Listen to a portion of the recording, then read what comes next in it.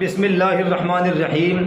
محترم ناظرین، آج کی یہ ویڈیو ان حضرات کے لیے بہت زیادہ اہم ہونے والی ہے جو یہ کہتے ہیں کہ ہماری اولاد چوری کرنے لگی ہے، ہمارا بیٹا، ہمارا بھائی، ہمارا رشتہ دار، ان کو چوری کی عادت پڑ گئی ہے۔ اور یہ بھی آپ یاد رکھیں کہ جو بندہ چوری کرتا ہے وہ معاشرے میں ذلیل ہو جاتا ہے، اپنے ماں باپ کا نام گندہ کرتا ہے، ان کو کچہری تھانے تک پہنچا دیتا ہے، کسی کا رومال چرا لیا، کسی کی گھڑی چرا لی، یہاں تک کہ مسجدوں سے چپل بھی نہیں چھوڑتے، مسجدوں میں نماز پڑھنے جاتے ہیں، نمازوں کے چپل ہی چرا کر کے لے آتے ہیں۔ اور آپ یہ جانتے ہیں کہ جس آدمی کو حرام کھانے کی عادت پڑ جاتی ہے، لت پڑ جاتی ہے، تو پھر اس کو کما کر کے کھانا بالکل بہت زیادہ مشکل لگتا ہے۔ کوئی آدمی مانگ کر کے کھاتا ہے تو اس کو کمانا بہت دشوار ہوتا ہے۔ اسی طریقے سے جو آدمی چوری کا عادی ہو جاتا ہے تو پھر اس کو چوری چھوڑتے ہوئے بہت زیادہ زور پڑتا ہے اور کما کر کے کھانا اس کو بہت زیادہ مشکل ہو جاتا ہے۔ تو اسی طریقے سے ایسے حضرات کے لیے یہ ویڈیو بہت زیادہ ہے۔ آپ نے ایک وہ مقولہ سنا ہے کہ چور چوری چھوڑ دیتا ہے لیکن ہیرا پھیری نہیں چھوڑتا۔ یہی وجہ ہے کہ بہت سارے حضرات مسجدوں میں جا کر کے چپل اٹھا لیتے ہیں، جانتے ہوئے کہ بھئی ہمارے چپل یہ نہیں ہے، لیکن اس کے باوجود بھی شکایت آتی رہتی ہے کہ چپل چوری ہو گئے۔ تو بہرحال اس میں چور کی عادت چھڑانے کے لیے، چوری کی عادت کو چھڑانے کے لیے، اور اگر کسی کا مال چوری ہو جائے، وہ چوری شدہ مال واپس لانے کے لیے کسی کے چوٹ لگ جائے، یہ تمام طریقے اس ویڈیو کے اندر میں آپ حضرات کو بتاؤں گا انشاءاللہ۔ آپ حضرات کے لیے یہ ویڈیو بہت زیادہ اہم ہونے والی ہے، اس لیے آپ سے درخواست ہے کہ ویڈیو کو مکمل دیکھیں اور اپنے احباب تک ضرور اس کو شیئر کریں تاکہ وہ لوگ بھی جو ہم طریقہ بتائیں گے اس سے وہ بھی فائدہ اٹھا سکیں۔ دیکھیے، اگر کسی کو چوری کی لت لگ گئی ہے تو آپ کو بہت ہی چھوٹا سا کام کرنا ہے۔ کرنا کیا ہے؟ کسی اللہ والے سے، کسی عالم دین سے یا اپنی مسجد کے امام سے ایک کاغذ پر بسم اللہ الرحمن الرحیم، اس کے بعد 5 مرتبہ یا حفیظ یا حفیظ یا حفیظ یا حفیظ یا حفیظ، اور پھر اس کے نیچے 5 مرتبہ یا ودود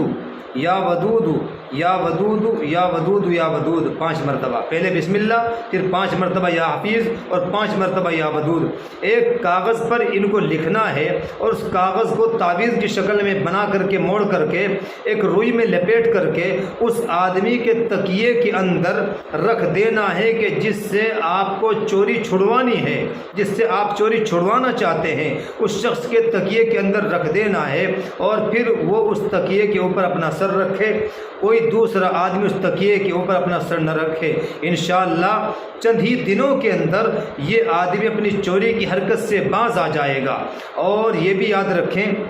اللہ سے دعا بھی کرنی ہے، ساتھ ساتھ میں اللہ سے دعا بھی کریں، انشاءاللہ آپ کا بچہ، آپ کا رشتہ دار چوری کی حرکت سے باز آ جائے گا۔ چونکہ چوری بہت بڑا جرم ہے، اس لیے کہ چوری شریعت اسلامیہ کے اندر ممنوع ہے، بڑا گناہ ہے۔ اور یہی نہیں بلکہ چور کو آخرت میں تو سزا ملے گی ہی، لیکن دنیا کے اندر بھی اس کو سزا ملنی ہے، سزا ملتی ہے اگر اس کے اوپر اسلامی حکومت ہے اور جرم ثابت ہو جاتا ہے۔ بہرحال، اور اگر اسلامی حکومت بھی نہیں ہے تو یہاں پر بھی چور کی سزا طے ہے۔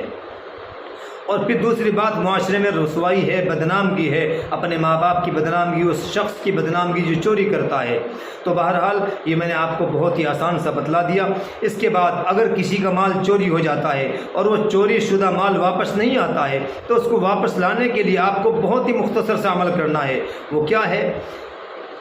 آپ کو انا للہ و انا الیہ راجعون، ایک مرتبہ انا للہ و انا الیہ راجعون ایک کاغذ پر اس کو لکھ کر کے،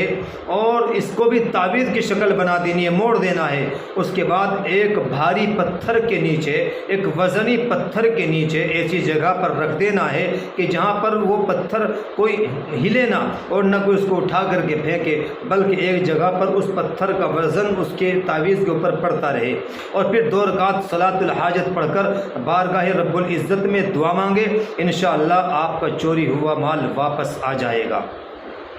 اس کے بعد تیسری چیز جو بہت ہی اہم ہے وہ یہ ہے کہ اگر کسی آدمی کے چوٹ لگ جائے، کسی کی ہڈی یہاں سے الگ ہو گئی، تھوڑی سی ہٹ گئی، یا آپ کا ماس چھت گیا، یا آپ کو جو ہے درد ہو گیا، ٹیس پہنچ گئی، ورم آ گیا،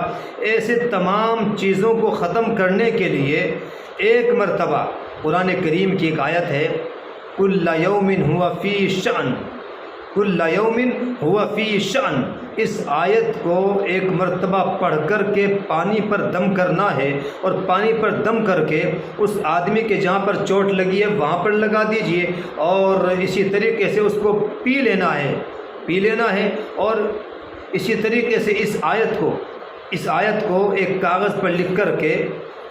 اس جگہ پر مریض کے باندھ دینا ہے جہاں سے ہڈی الگ تھوڑی سی ہوئی ہے، یا اس کے ورم آیا ہے، یا اس کے چوٹ لگی ہوئی درد ہو رہا ہے، اس جگہ پر رکھ دیں۔ انشاءاللہ اس قرآن کریم کی برکت سے، قرآنی عمل کی برکت سے اس مریض کو شفا ہو جائے گی، اس کا درد جاتا رہے گا، اور ویسا بھی علاج کرا لیں انشاءاللہ۔ اللہ تبارک و تعالیٰ کی ذات سے امید ہے کہ انشاءاللہ بہت زیادہ افاقہ ہوگا، بہت زیادہ سکون ہوگا۔ اللہ ہم سب کی تمام مشکلات کو دور فرمائے۔ مجھے امید ہے کہ آپ کو یہ ویڈیو بہت زیادہ پسند آئے گی، دعا میں یاد رکھیے گا۔ والسلام علیکم ورحمۃ اللہ وبرکاتہ۔